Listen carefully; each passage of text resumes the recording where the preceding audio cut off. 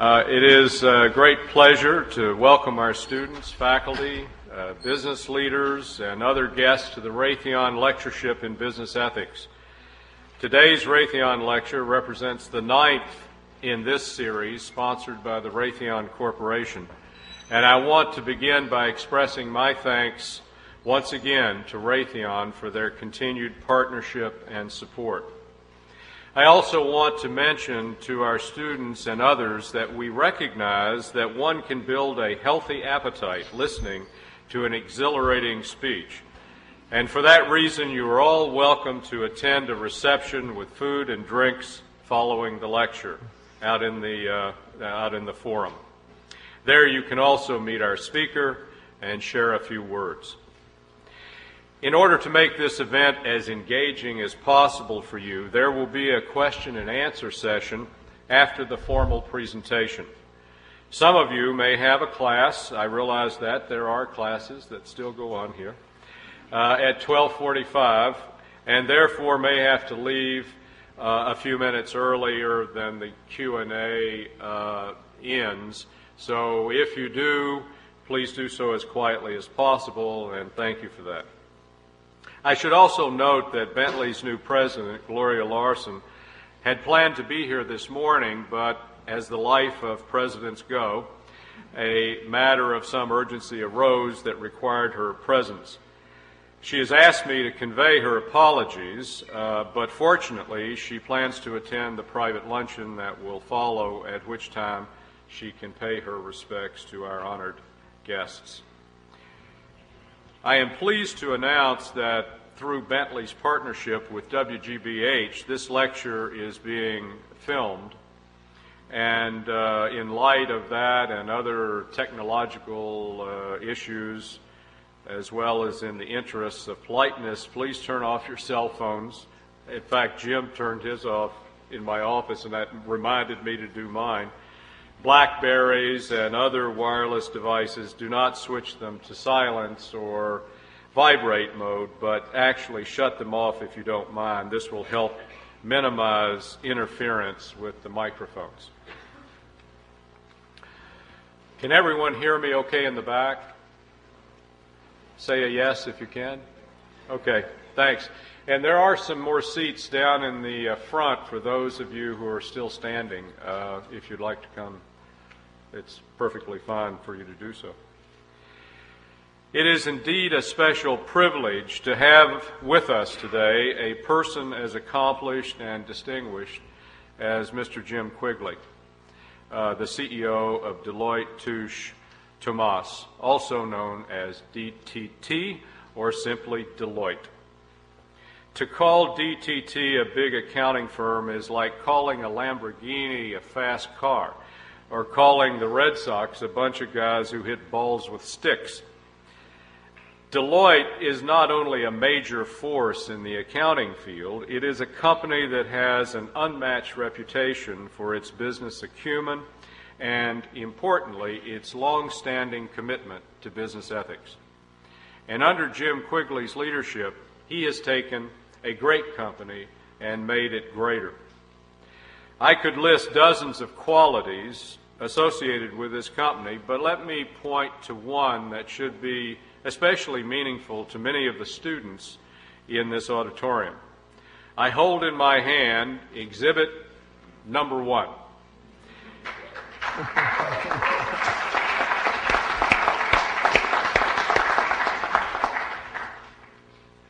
This is the current issue of Business Week magazine. It comes at a very timely moment.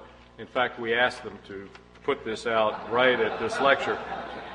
The cover story is on the 50 best places to launch a career, and the people you see on the cover are not a group of models, but recent graduates from the Deloitte and Touche class of 2007. You see these people because Deloitte Touche was picked by Business Week as the number 1 place to launch a career. And I'm pleased to say that many Bentley graduates count themselves among the ranks of Deloitte professionals, as I suspect there will be some of you in the future. some more in the near future than others, but in the future that will be a part of those ranks. In 2003, Mr. Quigley was named Chief Executive Officer of Deloitte & Touche USA, and in June of this year, he became the CEO of the parent company, Deloitte Touche Tomas. Jim has not only had a vital role as a leader in the Deloitte management team, he also has had over 30 years of experience providing consulting advice to many of the firm's leading clients in a range of industries, including BASF, International Paper, ITT Industries, Kohlberg Kravitz Roberts and Company, and Monsanto Company. In addition to this, he has been chairman of the U.S. firm's Partner Compensation and Benefits Committee and its Mergers and Acquisitions Committee. Jim has also been very active in civic affairs. For example, he serves on the Board of Trustees of the Central Park Conservancy, Catalyst, the Financial Accounting Foundation, the U.S. Chamber of Commerce, the Partnership for New York City, and the National Advisory Committee for Brigham Young University. And these are but a small sampling of his many noteworthy social contributions. The company he heads, Deloitte Touche Tomas, employs approximately 150,000 professionals, providing top-rated client services across some 140 countries. Deloitte's work is consistently among the best of breed in the four areas in which it operates, namely audit, tax, consulting, and financial advisory services. I could go on, but you get the point. It is truly an honor to have such a remarkable business leader to come to our campus and to speak about ideas that are central to his business philosophy, namely business ethics and the crucial role of trust in creating corporate value. Ladies and gentlemen, let us give a resounding welcome to our speaker, Jim Quigley.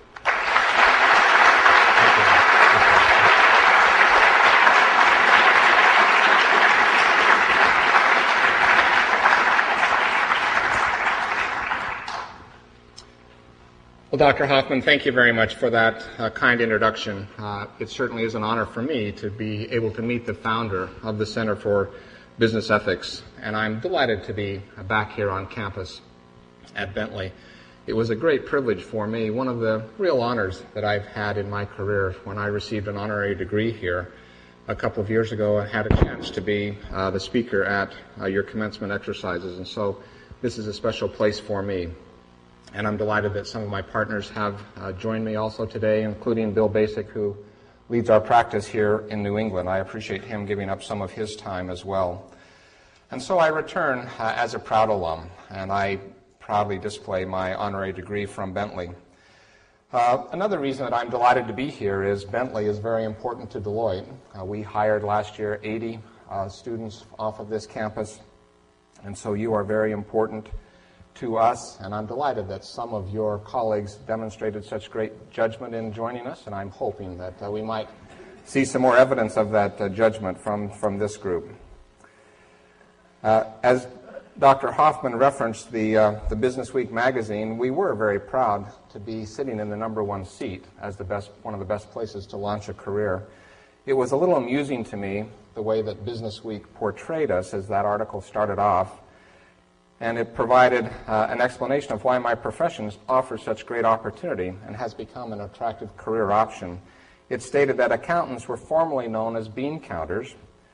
It then went on to describe bean counters as dutiful, middle-aged, gray-suited, maybe perhaps blue-suited, I suppose, men with a real analytical expertise but little charisma. The article then continued and said, accountants have become sexy. Well, I don't know. I'll let you be the judge, but I'm just a little boy from southern Utah. But I am delighted to see Deloitte in that number one seat, and I'm also pleased as a member of a profession to see some of my competitors also ranked very high in that survey.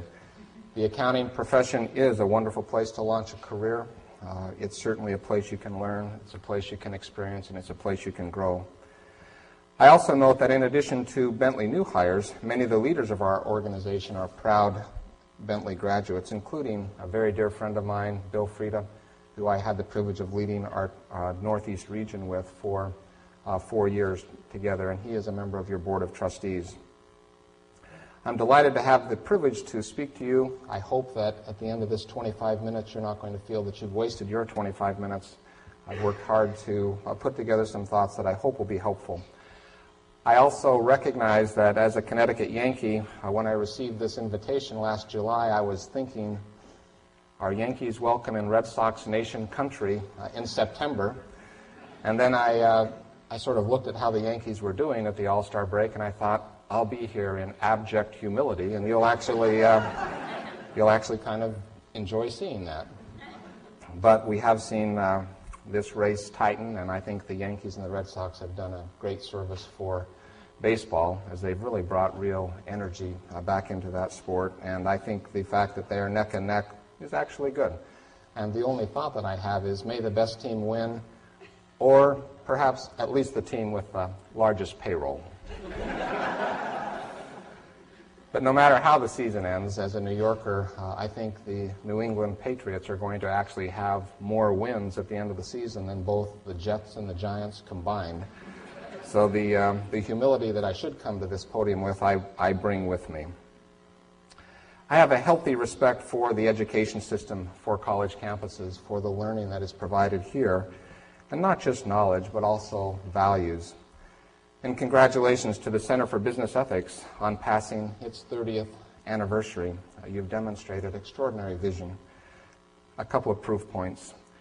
Surveys over the last 5 years by the Aspen Institute indicate that many schools have come to understand what you knew 3 decades ago, as more and more MBA schools are requiring students to take ethics courses. About a third MBA programs in 2001. In 2003, that was up to 45%. In 2005, 54%. And now the scoop, the 2007 survey, will be announced next month, and it'll show further growth as it approaches now 2/3 of the business programs require mandatory learning in ethics. Certainly, the Center for Business Ethics, established in 1976, you were truly pioneers. And so my congratulations to Dr. Hoffman and to everyone who's been associated with this field of study and this point of emphasis into your education here at Bentley. In coming up with a title for my remarks, I decided to build it around the notion of trust, an essential asset. And my goal is to try to demonstrate here in this 25 brief minutes that trust and value are very tightly linked, and that without trust, markets will not function, and in fact, value is destroyed. Since words like trust can mean different things to different people, perhaps it makes sense to just start with some very fundamental basic definitions.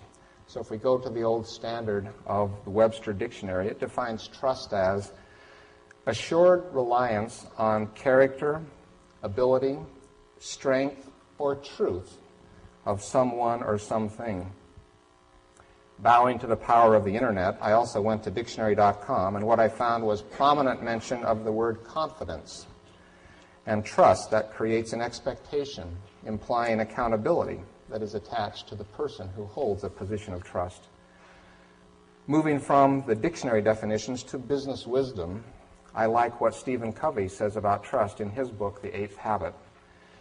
Trust is the fruit of trustworthiness of both people and organizations, and trustworthiness comes from character and competence. Well, what does trust mean within our society? Covey states, trust is the glue of life, the glue that holds organizations, cultures, and relationships together. At Deloitte, we care deeply about ethics and integrity, and we've invested millions of dollars and many volunteer hours to support Excellence Through Ethics, a teaching program we created with Junior Achievement that reaches millions of students annually. As part of our collaboration with Junior Achievement, we conduct an annual survey among teenagers as a gauge of their ethical readiness for the workplace. Here are some findings from the 2006 survey. First of all, from an ethics standpoint, a substantial number of teens don't have a positive feeling about the world around them, or more specifically, about business leaders. When asked, do you think that people who practice good business ethics are more or less successful than those who don't? Only half of the teens responded more successful. When asked, do you think the majority of business leaders behave ethically? Only 1/3 responded in the affirmative. No less discouraging, only 30% thought the majority of high school students acted ethically. Another series of responses indicates the magnitude of pressure teens feel and the expectation that it is more likely to increase rather than go down as they enter the workforce. Specifically, when asked, how would you characterize the pressure to succeed no matter the cost? 44% responded a lot or an overwhelming amount of pressure. And of those who felt an overwhelming amount of pressure, over 80% said they expected to experience the same or more pressure when they entered the workforce. And finally, when asked, would you act unethically to get ahead if you knew you would not be caught? Over 1/3 responded yes or maybe. In my view, these survey results underscore the importance of educating and preparing our next generation to make ethical decisions. The business community has seen how ignoring ethical responsibility can lead to devastating results. It is imperative that business leaders teach and model and champion ethical standards. The challenge implied by the high school survey endures into college. Over the last 4 years, during my term as the CEO of Deloitte USA, some of the moments that I have enjoyed the most have been moments spent talking to students across the country, from New York University to Ohio State University to Utah State University, and many others. I'm excited about the intelligence and the eagerness to learn and grow that is so evident among the next generation of leaders, but I'm troubled by some of the views they hold on what it takes to get ahead. It has been observed that a cheating culture exists within our society, one that believes success is only obtained by cutting corners and taking every unfair advantage.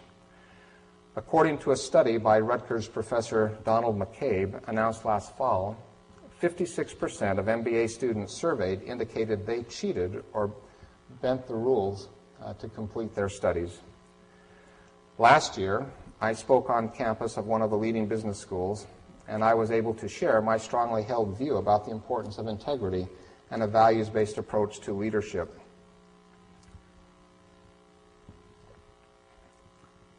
In the cocktail setting which followed my presentation, I was approached by 4 students who indicated that they were delighted to hear from me that you can succeed in business with a values-based approach to leadership. They were convinced that to succeed in business, you needed to bend the rules. You needed to be willing to step across the ethical line. And the only difference between all business people and those whose names were associated with some prominent scandals were those whose names got linked to the scandals got caught.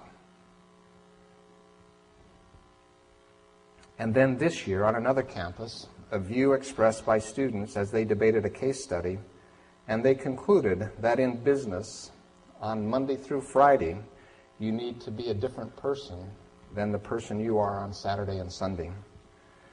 These attitudes and beliefs are a source of great concern to me, and I fear the attitudes can lead to rationalizations and ultimately disaster. So let me be clear.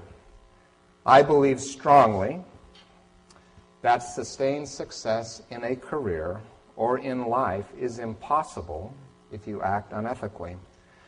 And before moving on, I would hope that at this point in your lives, and having benefited from what you've learned at Bentley, that the results of a survey of this audience would be very different from the data I have referenced. I can't emphasize more strongly that if you believe that participating in unethical behavior is necessary to be successful, you will never achieve your career aspirations. Simply put, those who bend the rules are not considered trustworthy, and without trust, an individual's value is severely diminished. Without trust and confidence, markets do not function, and value is destroyed. A few proof points for my hypothesis of the link between trust and value. The economic implications of trust at the country level are evident when you examine foreign direct investment that flows into countries considered to be good places to invest. I asked my Deloitte research team to look at gross domestic product per capita and FDI based on Transparency International's corruption ratings by country. When grouped by the top 30 countries where there is the least amount of corruption compared to the bottom 30, which are considered to be the most corrupt, there is a very strong correlation with the amount of foreign direct investment that flows into a country's economy. Not surprising, those countries that investors trust have the highest level of foreign direct investment, as well as the most robust economies. Specifically, the amount of FDI that flows into countries judged to have the least amount of corruption is 5 times greater than those considered to be the most corrupt. And partly as a consequence of gross domestic product per capita, the gross domestic product per capita is 9 times greater in those countries judged to be the least corrupt when compared to the 30 countries that are judged to be the most corrupt. And so obviously, as a business leader, you're going to be loath to invest in those countries, even though there's large populations and huge markets. And they could certainly benefit from the foreign direct investment, but there is a reticence to actually invest in those countries judged or considered to be very corrupt. Proof point number 2 on this notion of trust and value are inextricably linked. My guess for most of you, the Depression of the 30s is just simply something you've read about in a history book. Although I have no first-hand experience, based on comments from my parents and my grandparents, the Depression left a profound impact on everyone, and it influenced how they thought, how they acted, how they shopped, how they behaved, how they saved, how they dealt with leftovers after a meal. It just influenced all of their behavior.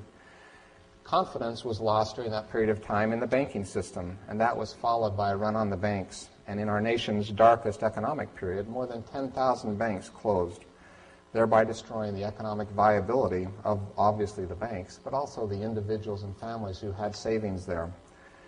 To restore confidence in the banking system in 1933, Congress enacted the Federal Deposit Insurance Corporation, which we all affectionately know as the FDIC. And that restored trust in the banking system. And it also established an approach for identifying and addressing new and existing risks in the nation's financial system and examining and supervising financial institutions. And since the start of the FDIC in 1934, no depositor has lost a single cent that actually placed their savings in one of these U.S. insured institutions. And so a third party then was brought in to reestablish trust in the banking system. Now, I know that we can think about and perhaps even yawn and say, well, that was 1933. Something like that will never happen again. And for those of you that are, students of the Financial Times, if you looked at the front page of the Financial Times over the last 2 weeks, you saw lines of people outside of Northern Rock, out the bank doors, around the corner, down the street, around the corner again, with huge queues of people lining up in the UK to withdraw their money because they had lost confidence in Northern Rock. And that loss of confidence caused the value of Northern Rock's value to fall, we all saw. And now as you read the papers, you speculate that perhaps some acquirer is going to come and take control of Northern Rock. And then what happened?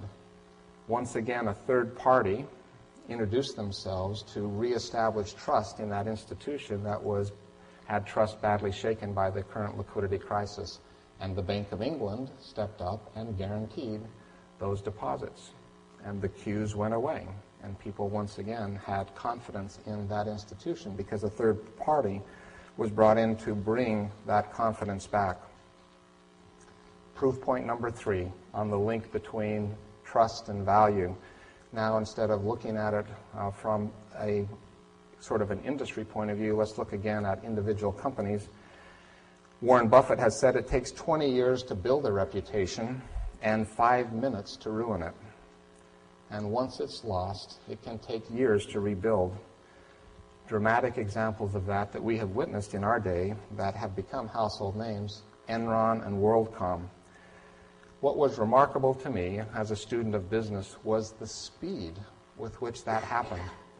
That once confidence and trust was lost, the value was almost immediately destroyed. In the case of Enron, a press release and an SEC filing in October of 2001 and a bankruptcy less than 60 days later of an institution that had been one of the 10 largest companies in this country.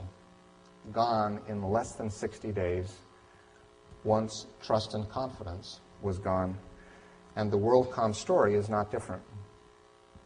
Once again, fraud discovered, business model challenged, filings made of possible restatements of previously released financial information. What ultimately became, a $10 billion fraud was within 30 days of its initial disclosure led to the bankruptcy of that prior large institution, the largest bankruptcy in the history of this country. So in both of those cases, loss of confidence, destruction of hundreds of billions of dollars of market cap in less than 60 days. Well, if you accept my premise that markets require confidence to function efficiently, and that a loss in confidence leads to a loss in value, what does this mean to you? As you finish your preparations to begin your careers, I'd like you to think about the market for your services today and for the balance of your career. You come to Bentley, at least in part, to obtain some marketable skills. Think about the market for your services, the individual market for your services. You want to sell those services, and you hope to find an employer who will pay you a fair price for those services. You need to start by demonstrating that you can be trusted, that you will do what you say, and then work hard to earn that high compliment that you're a man or a woman of your word. And if you want to build your value and have a market price for your services, and have that market price for your services increase, then you need to be trustworthy. And being trustworthy starts with integrity and character that you bring to the workplace. In my profession, we simply cannot afford to hire people who are not trustworthy. All competencies are meaningless, even counterproductive, unless they're guided by sound ethical judgment, which engenders trust. And if you say what you believe and do what you say, those who work with you will conclude you're trustworthy. And as you establish that reputation, your value is enhanced, and others will want to work with you. And you'll be consistently assigned to excellent projects. You will learn, you will build skills and competencies, and your value will increase. I know the world of professional services best. If you want to progress in professional services, you need those that work with you to know that you can be trusted, that they can rely on what you say. Step across that line one time and have someone rely on a representation you make and have that prove not to be true, and that individual will conclude that your work does not stand on its own.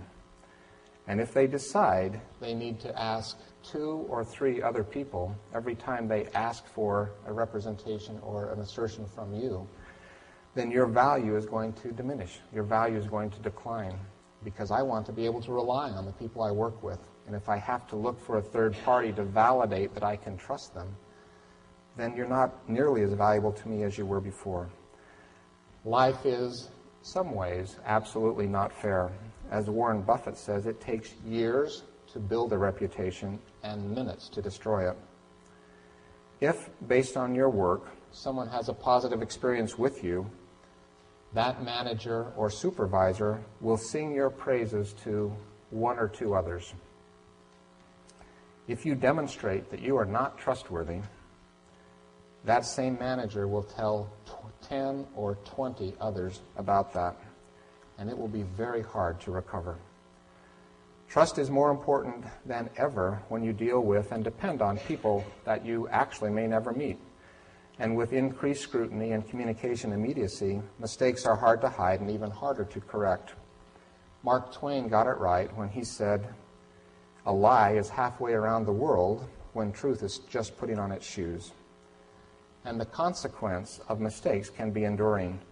Recently, Thomas Friedman, in an op-ed piece in the New York Times titled "The Whole World is Watching," commented on the book How by Dov Seidman, who spoke in this series a year and a half ago.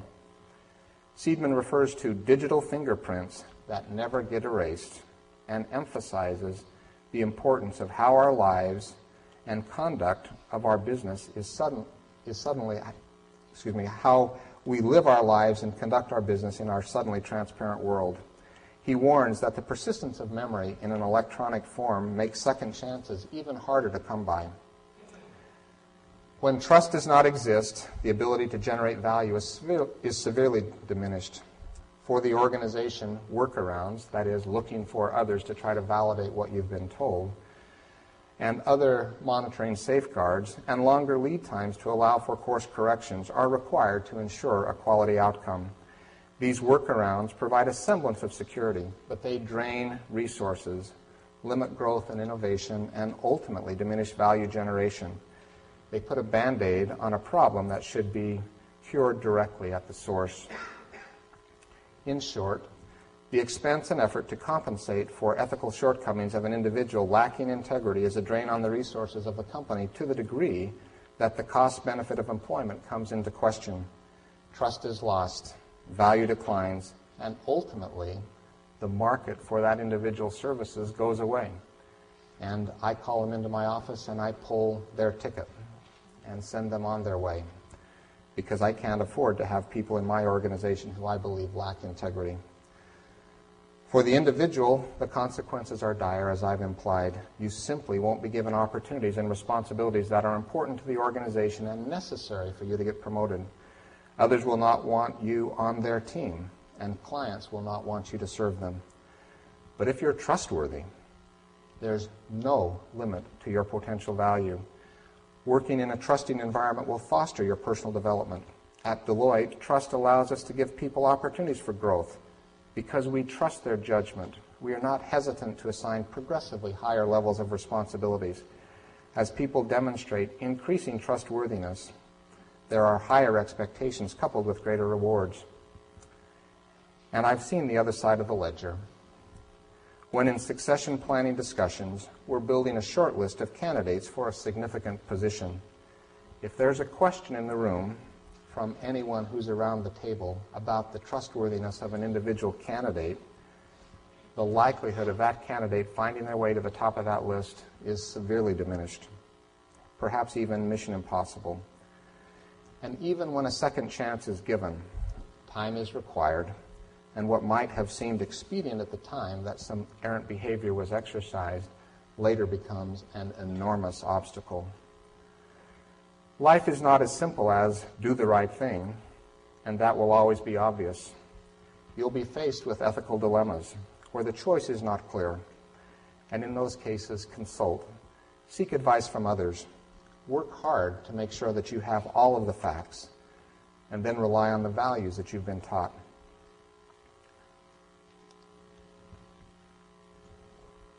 Since most of you are students and will be entering the business world shortly, as you evaluate your career options, I urge you to find an employer with values that align with yours. I'll go further by suggesting that a key factor is not so much your starting salary, but the opportunities you'll have to grow your talents and gain the experiences that will lead to fulfillment of your professional and personal goals. Find an organization that has the right tone at the top, and one where that tone filters down to the behavior of those working with those most closely, that you'll be working with most closely. I believe the only way to ensure that ethical decision-making occurs within an environment of trust is to integrate ethics and values into our everyday behavior and expectations. Make it a way of life. A culture of integrity will provide you with the tools and direction you need to make good decisions and reach your career aspirations. Among its characteristics are two that I'll highlight. Within an organization with a culture of integrity, there are colleagues and processes to provide support. For example, I want leaders at all levels of my organization, professionals that take their responsibility for their assignments and feel a real sense of ownership in doing what is needed. But they also must be smart enough to seek consultation from their colleagues when an issue or decision is particularly challenging. I also want to make sure that my people have all the tools and training necessary to increase their individual skills and increase the value they can bring to Deloitte and to our clients. Another characteristic of a culture of integrity is work-life balance.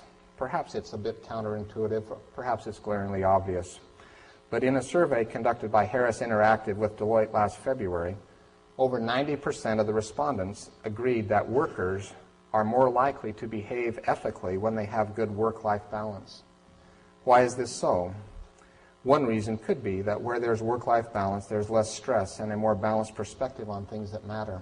There's also balance in that individual's life, and they have a perspective that is broader than their individual place of employment, where perhaps they become uniquely, narrowly focused and start to naively believe that the end can justify almost any means.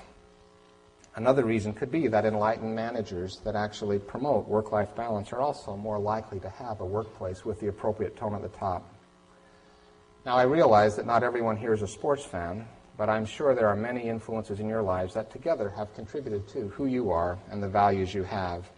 For me, in addition to my parents, teachers, church, and friends, much of what I am today I developed on sports teams. Many years, and much hair ago, I would also add. As a quarterback, I led a high school football team to a state championship game. It was on the playing field that I learned the importance of making the right decision under fire. And now, while leading my Deloitte team within a turbulent marketplace, I appreciate the qualities of poise, character, and good judgment that were taught to me as a young man, many in victory and some, like that state championship game, in defeat.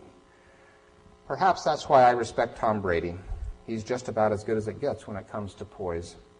Protected by an offensive line that he trusts, as Sports Illustrated puts it, Brady has the singular ability to focus on the task at hand, even when that pocket is collapsing around him. It's very impressive to me how focused he remains on his ability to deliver. And Brady knows how to perform when the whole world is watching.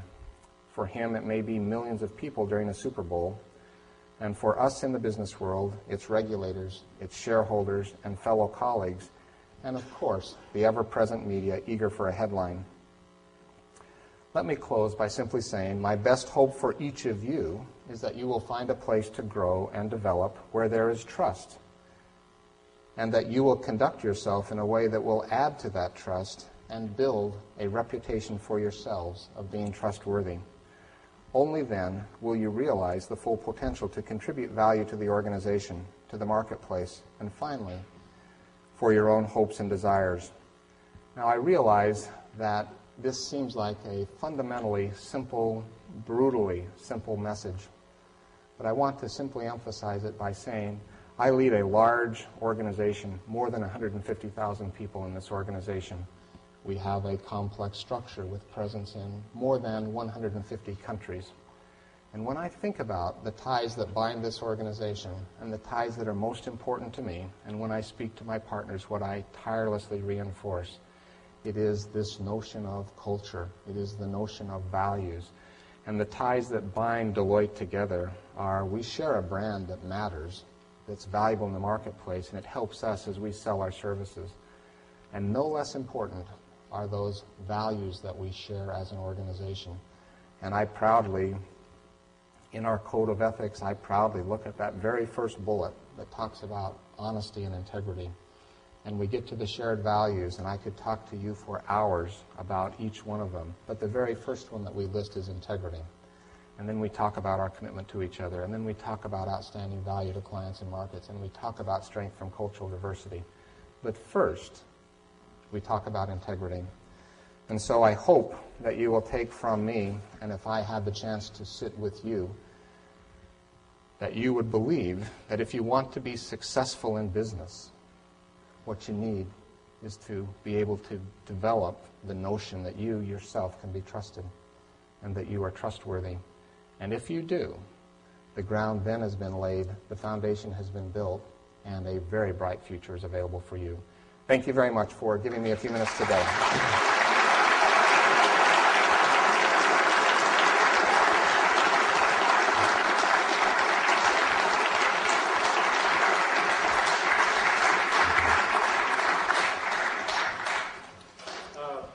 We have time for some questions and answers, which quite often is as good as the talk itself. So let me turn over the floor to you to ask Mr. Quigley some questions. We have microphones that I would like to bring when you're ready to ask the questions so that it will be recorded. Yes, I see one back there. Do we have our trustee? Good. See right back a little further. Looks like a question from Hank to me.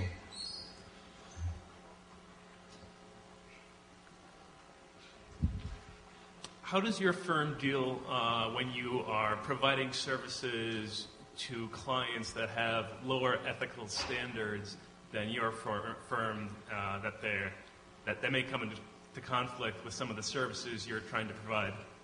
Well, first of all, we don't even accept those clients. And I know that sounded like perhaps I was being too quick with that, but we go through a very extensive process of client acceptance. And one of the things that is hard for some people to understand, and perhaps they're even surprised by, that we could have a very large institution, I won't use any names because there might be implications from that I don't want to make, but a very large institution, fortune-sized enterprise, and they decide they want to have Deloitte become their auditors. It is hard for those executive officers sometimes to understand that one of the things that we're going to ask them is for their social security numbers and for their addresses and for the places they've lived in the last 5 years. And we then do a background investigation on those officers. And if they've been convicted of fraud before the SEC, if they have actually had other findings against them in courts of law, we gracefully say, thank you very much for the opportunity to serve you, and good luck as you continue. We simply don't have capacity, or we're not able to accept you as a client at this time. And when you speak to someone who is a executive officer of a Fortune 500 company, and you tell them that your client acceptance processes are going to include a background investigation on them and you need their social security number, some of them are almost immediately taken back. And then we help them understand that that is simply our client acceptance process, and we have no exceptions for that. So that's decision number one, is you have to have the right clients if, in fact, your image and your reputation matters to you deeply. And then decision number two is after you actually establish a client relationship, we make the client continuance decision no less substantive. And our leaders, such as Bill Bassick, who's here with me, we go through rigorous processes of will we continue with this client? And if, as we have performed our work, we have come across some practices that we're unhappy with, or we're not satisfied with the tone of that team, or we don't like their fundamental approach, because they want to live life trying to take advantage of every unfair advantage available to them. They want to push the envelope and live right on the edge of disaster constantly. We just say life is too short. Thank you very much.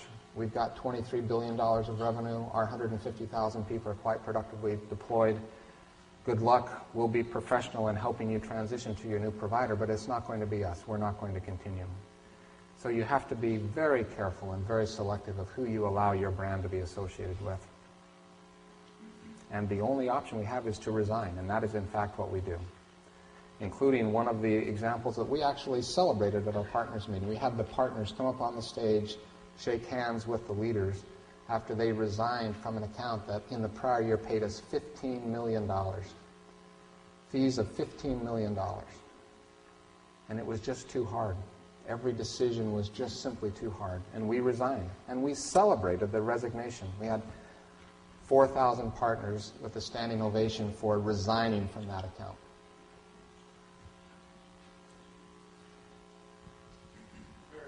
Yes, you don't want to not see anybody on this side. Raise your hand. Yes, we need to have you hold that. Hello. As a student of accountancy and American history, in the mid-90s and the late 80s, the consulting branches of most of the major big 4 or 5 back then, accounting firms. Or 6 or 8. Or 6 or 8. Were expanding, and that brought up the issue of compatibility with the audit sections of your businesses. And I'm wondering, how has Deloitte adjusted with their new advisory branches, which still remain, that are non-spin-off into consulting businesses? Sometimes decisions are made politically, and sometimes decisions are made with substance. The decision to separate consulting was, in part, I believe, a political action that was taken by some of our competitors in response to some regulatory pressure. What we decided to do at Deloitte is we segment the market instead of segmenting our firm.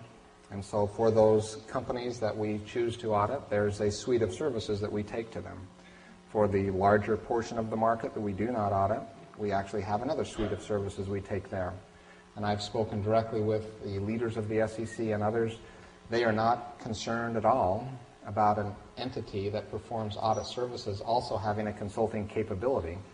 What they want is for you to have real rigor around the scope of services that you take to companies that you audit. And so our audit capability is provided, our consulting capability is provided on a very limited basis to companies that we audit.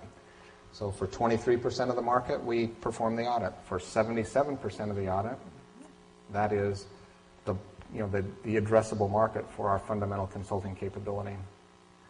I have no apology about our scope of services. We actually are uniquely positioned to deliver superior value to our clients and the best career opportunities to our people. And we are absolutely rigorous in our compliance with Sarbanes-Oxley and the scope of services limitations associated with that. Question here. Eddie, is that it? You want to grab that? After being the global CEO for just a few short months and experiencing different international corporate cultures, how's your experience as the global CEO differed from being the national CEO with respect to integrity, ethics, and practice? I believe those values are values that actually transcend business and transcend borders. We have our value set for our global organization is the same as the value set for our U.S. organization. And when I deal with business leaders and talk with them, when we get into some countries, the number of times that we actually say no in the earlier referenced client acceptance decisions, go way up. If you're looking at Transparency International Corruption Index, at the top end of that corruption index, we say no, much more than we actually say yes. And so there is that when it is just simply fundamental to how people have accepted. This is how business is done and then I'll let you fill in the blank. But just go to the Transparency International Index and look at those companies that are judged to be, or the countries that are judged to be the most corrupt. You have to be enormously careful who you are willing to be associated with there. So the client acceptance is more rigorous there. The fundamental core values of business that I want embedded in Deloitte, though, don't change as we move from border to border. And the big change in moving from the U.S. CEO seat to the global seat is you get to log a lot of miles. And you have to kind of figure out how you have to get good at sleeping on planes. Like tonight, I'm going to fly to Amsterdam, and tomorrow I'm going to jump through the shower, shave, dress, try to become that person we were earlier describing that was a little laughable. But then I walk into a room. And, off you go for the balance of the day. And then Amsterdam, and then Brussels, and then Nice, and then Toronto, and then Mexico City, and then I finally get back to New York 8 days from now. And last week I was in China. And in the U.S., when I had the U.S. seat, I had the opportunity to many times do 5 cities in 5 days, but doing 5 countries in 5 days is harder. So these guys have agreed to pay me more.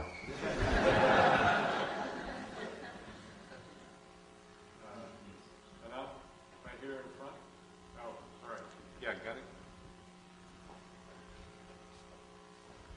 Hi. You mentioned earlier about how workers are more likely to behave ethically when they have a good work-life balance.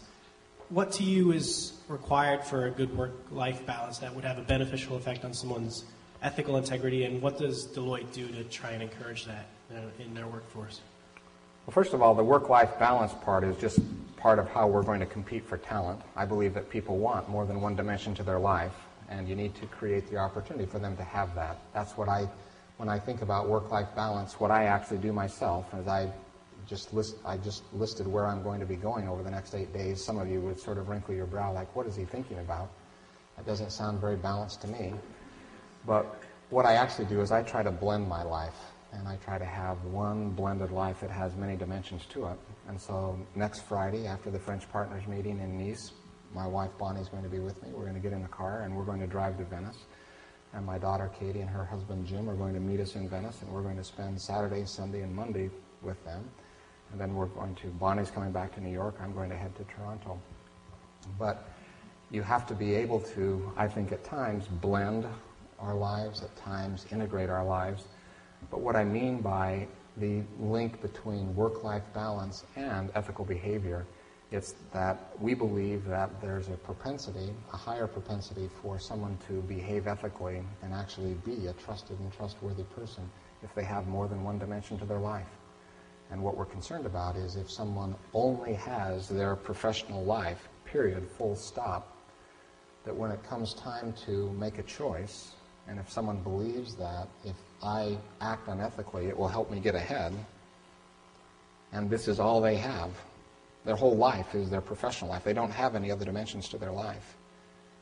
The propensity for them to act unethically might be higher than their colleague who might have some other dimensions in their life. And they might be willing to actually do the Warren Buffett test of what would this look like, what I'm about to engage in, what would this look like on the front page of my hometown newspaper? And what would my mother think about this if she was reading that I, in fact, did this? And that's what I mean by bringing those other dimensions into your value set and into your frame as you're trying to make decisions. And so if you actually have more than one dimension to your life, the likelihood of your being that trusted individual, your being very ethical in how you make those decisions, I believe goes up. And the underpinning of the earlier reference was just simply a survey that we did of business leaders who actually reaffirmed that fundamental hypothesis. But I haven't gone to look at those convicted of some of those things that we're a little bit embarrassed about as an American society, and then tried to get behind, well, how do they spend their time? I haven't made that causal link. And so there may well be a little bit of an intellectual leap there. But intuitively, I believe if there is more than one dimension to your life, you'll dial that into your frame of thinking as you're taking decisions. And that was the only point I was trying to make.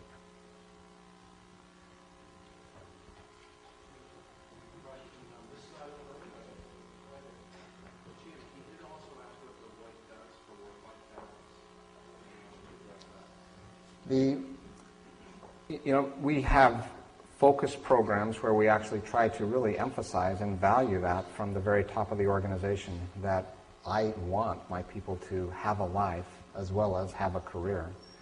And it's difficult and challenging because if you look at my top performers, let's just go into any office, any place in the country, and you look at the top quartile performers, what's going to happen to them? There's going to be enormous demands for their services. So if you're a partner in that office, who are you going to want to have on your projects? You're going to want people out of the top quartile. And if, as someone who's in that top quartile, you believe that I have to say yes every time someone asks me to do something, then you'll soon find that you're into the 7x24 mode. Because the more you produce, the more you'll be asked to do. And so with mentoring and with counselors, and then also working with our scheduling people and then monitoring how we have our workload distributed, we try to manage it. But you also have to take responsibility for that yourself. It's hard for me institutionally from the top to mandate or actually warrant that behavior. You have to learn how to say something that is really hard. You have to learn how to say no. And then be able to explain it. No, it's fine. We have time for a couple more questions, and I haven't heard from any of my colleagues, my faculty colleagues. So I'm putting you on the spot. Any questions from one of my colleagues? Now's the time. There you go. Mark.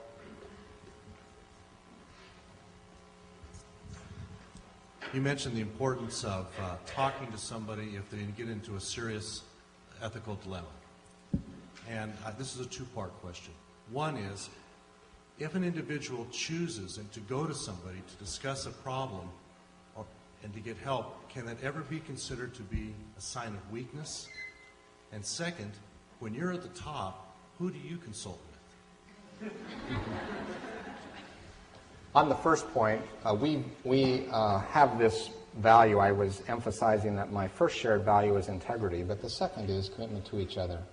And part of that commitment to each other is evidence as we actually help each other in delivering value to a client.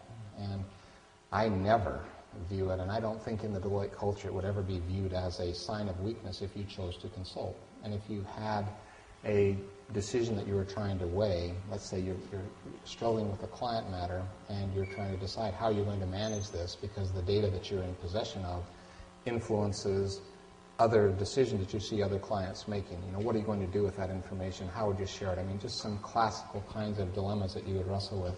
I don't think inside of Deloitte that we would ever view that as a weakness to consult. In fact, I think the weakness is when someone actually chooses not to consult and they in fact should have.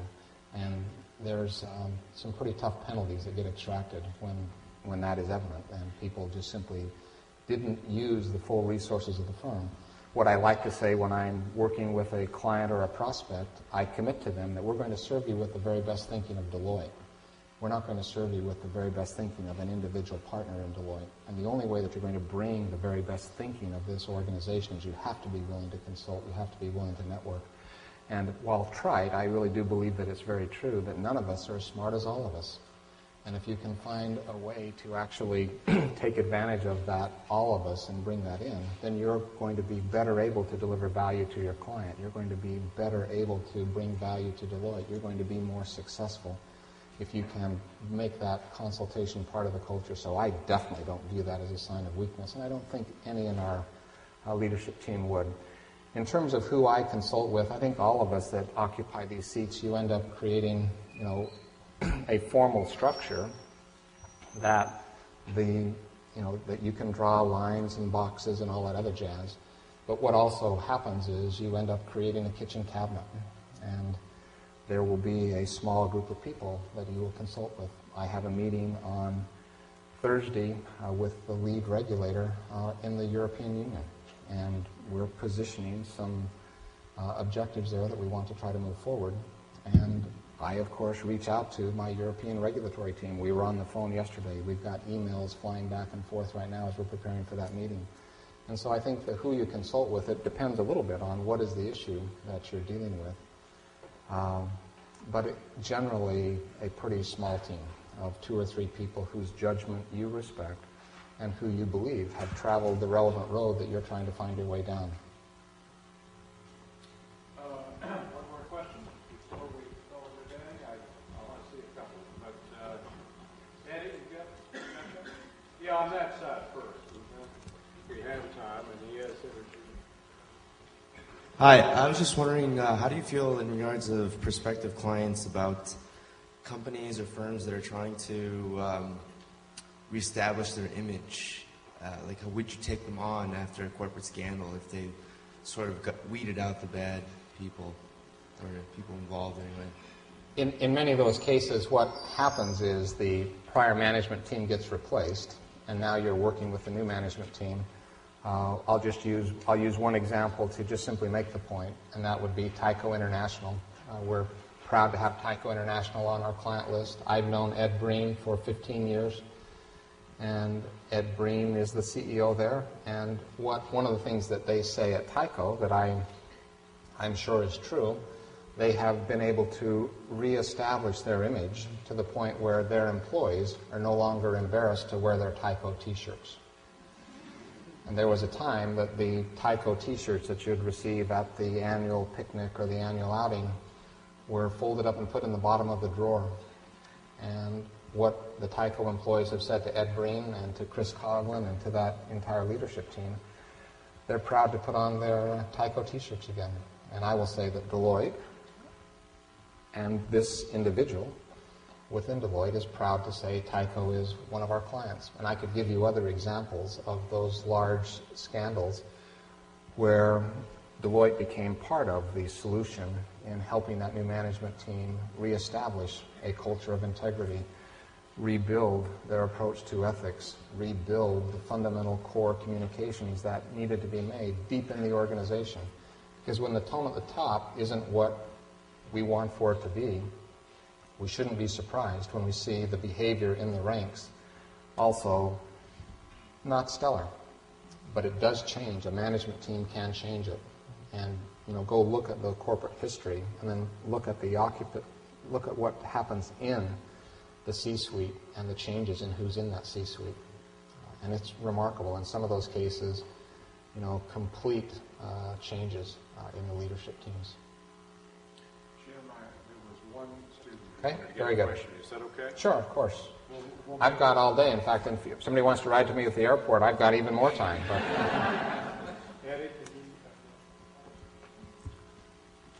because Deloitte is an international company and there's so many different cultures, how does Deloitte promote consistent understanding of ethics across all different countries? Great question. Really, truly a great question. When you think about the communications challenge inside of an organization with 150,000 people, first of all, our value, number 4 of those shared values, is strength from cultural diversity. And so one of the things that I've assembled around me is a leadership team that is very diverse. I want my people to be able to look up and see someone who looks like them. And so we've got a diverse team, more from Europe than there are from the Americas even, and also appropriate Asian representation. The communication approach that we have, such as this book that we had outside, obviously has been translated into all of the relevant languages, and then we also want it communicated and distributed by the country leaders in each of those relevant member firms. And then we want this training to become part of the fundamental core, what you receive at the time that you actually go through your onboarding and you understand what it means to be a Deloitte colleague. And so it becomes part of the orientation training.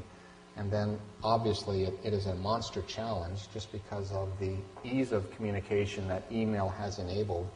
It also has created just simply a blizzard of communication that sometimes makes it difficult to get an appropriate focused message through. And so we, in our individual firm meetings, when we have all of our colleagues together, we make values and ethics part of what we communicate.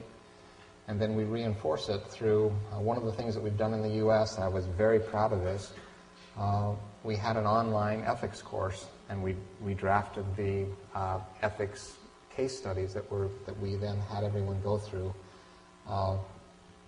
in this online training course, and we got to 99.9% of our people had completed that online training. And then what we did is we took those last 37 that hadn't completed the training, and we sent a note to the partner in charge to whom they reported, and we said, we've got these 37 that haven't yet completed this training. And surprisingly enough, that list went from 37 to 20. And then we sent another note, and we said, if you want to continue to have that biweekly distribution, here's something that you ought to think about doing. And then you went from 20 to 3. And then those last 3 that belligerently thought they were above that, you pull the ticket and you fire them. Because you don't want them in your organization. Because you've decided that this matters. And then we had classroom training on ethics. And we were no less rigorous in our follow-through. And our chief ethics officer comes to the board and he tells you, here's the percentage of our people that have completed this. we've committed we're going to have this done by December 31. And you simply get it done. And if you have some who think they stand above that, you fire them. And I know that sounds harsh, but our value proposition is driven around that brand. And in professional services, we sell an intangible, and it is driven by that brand. And if I have people who think they stand above that, it's a big world out there. And I don't need them in my organization. And, tragically, I had a partner in my office. Sorry to end on this negative note, but just to try to emphasize and make the point, I had a partner in my office. We were looking at his expense reports. And the people who audit expense reports brought it to me. And they says, Jim, this is ridiculous. And so I called him in, and I said, this is crazy. What are you doing? And he said to me, he looked me right in the eye, and he says, Jim, are you saying that I have poor judgment, or are you saying that I lack integrity? Because if you're saying I lack integrity, you should fire me. And if you're saying I've exercised poor judgment, then counsel me. But tell me what you're saying, Jim. Are you saying I lack integrity? And I looked him back in the eye and I said, you have exercised poor judgment. And I don't expect to see you back in my office on this matter again as you spend your partner's money in this fashion. And if I believed you lacked integrity, I would fire you right now.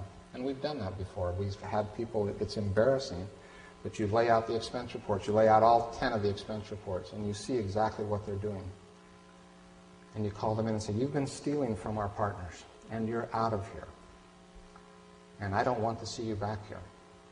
And you fire them that moment. And what breaks your heart? It breaks your heart. These are people who had bright careers, who had worked hard to put themselves in that position. And they found themselves a little bit short, and they decided their expense report was the way they were going to mitigate that gap.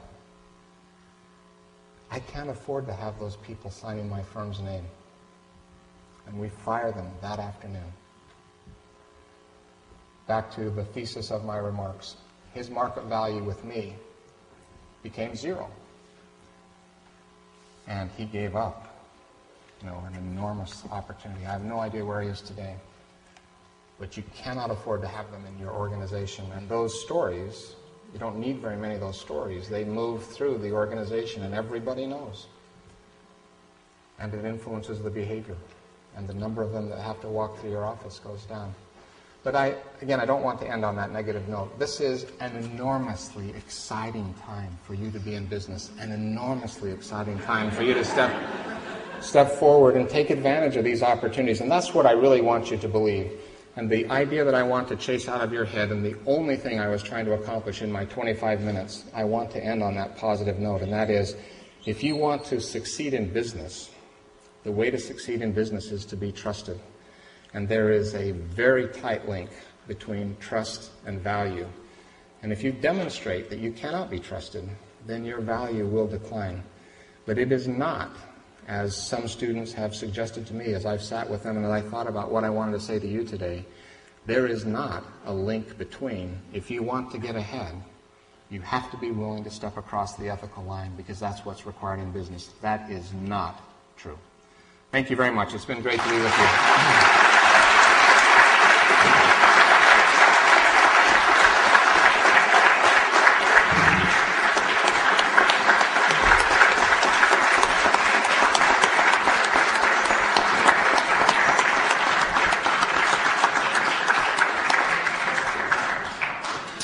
Thank you so much, Jim. And hopefully some of you will get a chance to say hello to Mr. Quigley at the reception.